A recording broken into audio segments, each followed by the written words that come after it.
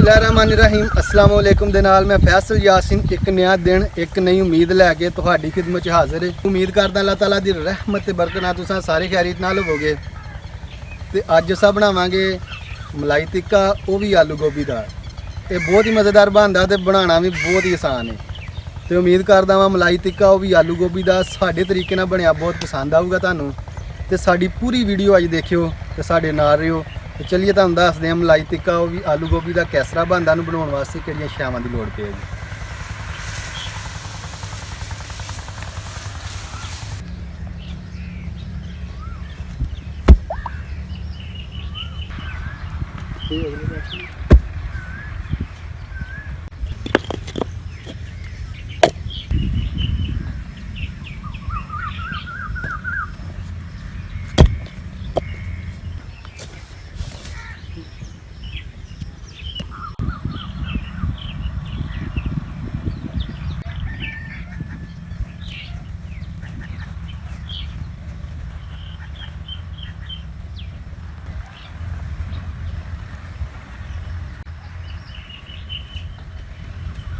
थोड़ी बहुत सीधी नहीं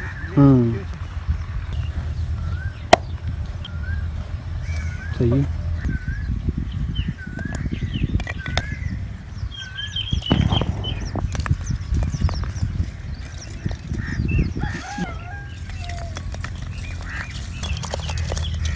चलो हो गया। इधर देखिए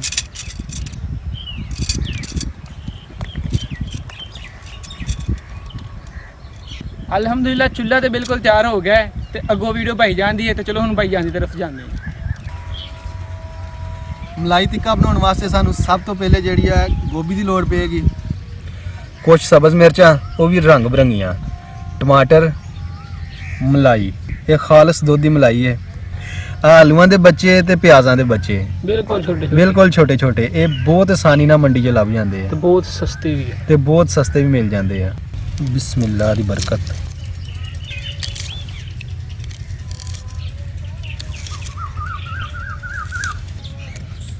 माशाल्लाह मौसम भी बड़ा प्यारा है, ठंडी ठंडी हवा चलन दी है, मज़ा आ गया।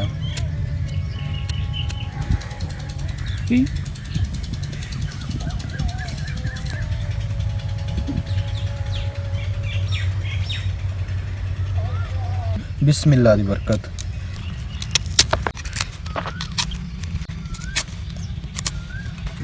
बिस्मिल्लाह दी बरकत।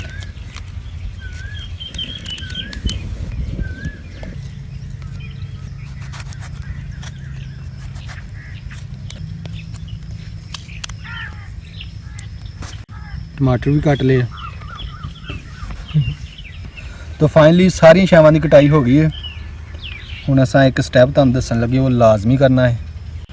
बिस्मिल्लाह दी बरकत। इस तरह कांटे नाल हल्के हल्के सराख कर देंगे, प्याज़ां विच भी आलूआं च भी। इस तरह मसाला जिहड़ा बिल्कुल अंदर तक जज़ब हो जाएगा सारियां शैवां दे।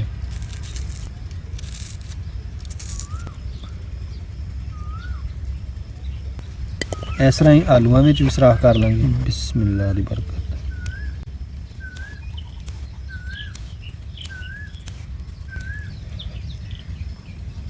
सराख जिहड़े आलूआं च प्याज़ां च कर लए, गोभी च सराख करन दी लोड़ नहीं है। तो सब तो पहले शामिल करांगे मलाई। बिस्मिल्लाहिर्रहमानिर्रहीम। इहदे च शामिल करांगे नमक ज़रूरत के मुताबिक, कालियां मिर्चां, गरम मसाला, खुश्क धनिया,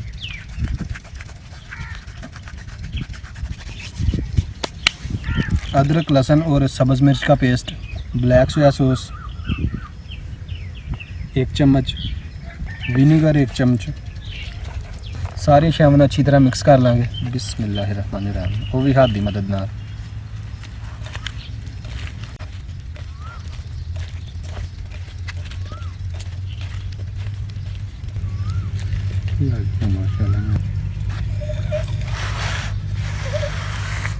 अल्हम्दुलिल्लाह सारे मसाले जिहड़े आ मिक्स हो गए आ।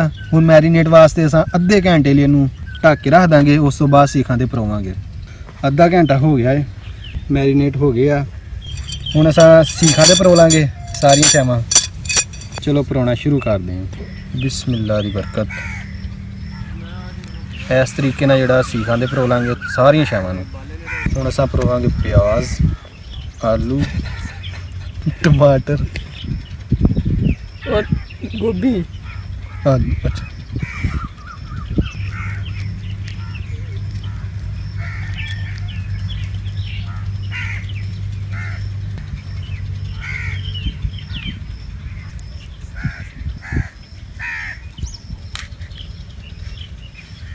ਇਸੇ ਤਰ੍ਹਾਂ ਸਾਰੀਆਂ ਚੀਜ਼ਾਂ ਅਸਾਂ ਸੀਖ ਪਰੋ ਲਾਂਗੇ।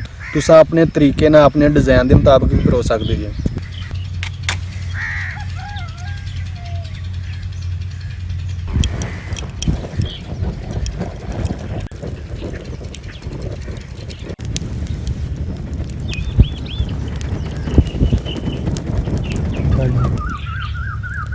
ਕੋਲੇ ਜਿਹੜੇ ਬਿਲਕੁਲ ਤਿਆਰ ਹੋ ਗਏ ਆ, ਟਿੱਕਿਆਂ ਨੂੰ ਪਕਾਉਣਾ ਸ਼ੁਰੂ ਕਰਦੇ ਆ।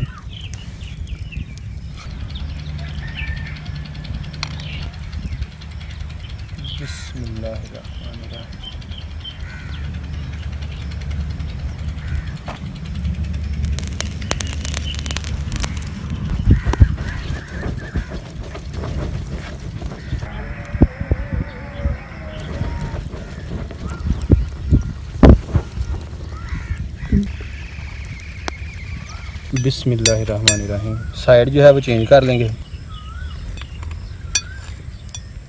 घ्यो भी हौली हौली लाते जावा।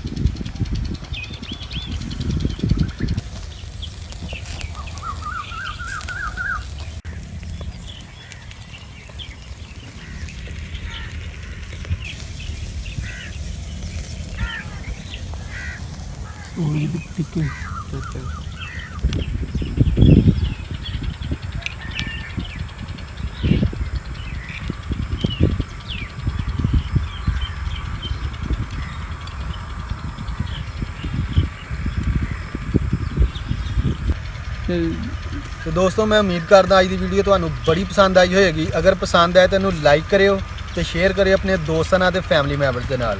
ते जिहड़े दोस्त साडे चैनल ते नवे आए आ वो साडे चैनल विलेज फूड 786 नू सबसक्राइब कर लैण ते नाल ही बैल दा बटन भी दबा देण ताकि साडियां इस तरह होर नवीं ताज़ा तरीन वीडियो तुहानू सब तो पहले आसानी नाल ते टाइम नाल पहुंच सकन। मलाई टिक्का आलू गोभी वाला बिल्कुल तैयार हो गया। इनू हुण असां कोलियां नूं थल्ले तार लांगे। कोई नहीं छाप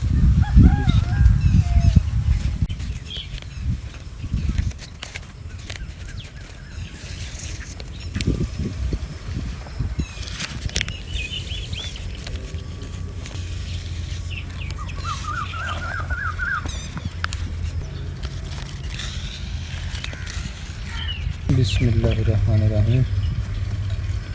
थोड़ी सी डेकोरेशन कर लीजिए।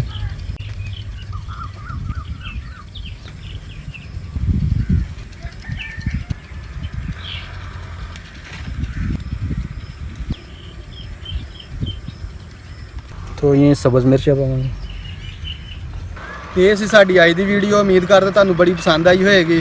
ते मलाई टिक्का वो भी आलू गोभी वाला तैयार हो गया है ते डेकोरेशन भी मुकम्मल हो गई है। हुण असां मलाई टिक्का वो भी आलू गोभी वाला अपने बजुर्गों नूं चैक करावांगे ते वो ही तुहानू दस्सणगे कि अज दा साडा मलाई टिक्का जिहड़ा वो कैसा बनिया। बिस्मिल्लाहिर्रहमानिर्रहीम। अल्हम्दुलिल्लाह।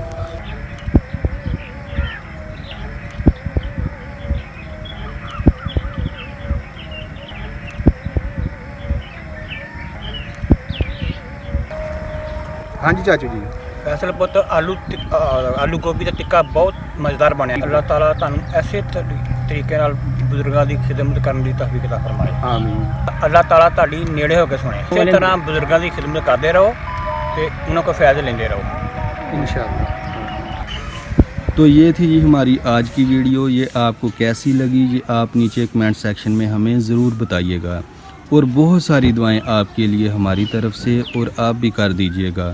अल्लाह ताला हम सब का दीन और दुनिया बेहतर फरमाए। और मेरे दादा जान, दादी जान, नाना जान, नानी जान और मेरे अबू जान को जन्नत अल फरदौस में जगह अता फरमाए और मेरी अम्मी जान को सेहत व तंदुरुस्ती वाली लंबी ज़िंदगी अता फरमाए। तो मिलते हैं अगली वीडियो के साथ, तब तक के लिए अल्लाह हाफ़िज़। पाकिस्तान जिंदाबाद।